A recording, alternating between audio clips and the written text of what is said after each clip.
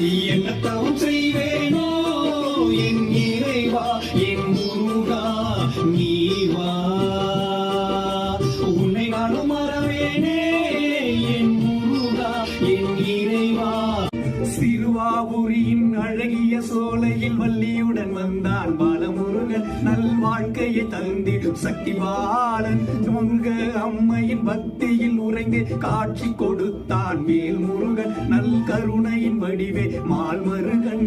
வண்ணமயில் ஆட கண்டே அவன் வரவை கண்டு நின்றே முருகன். வண்ணமயில் ஆட கண்டே அவன் வரவை கண்டு நின்றே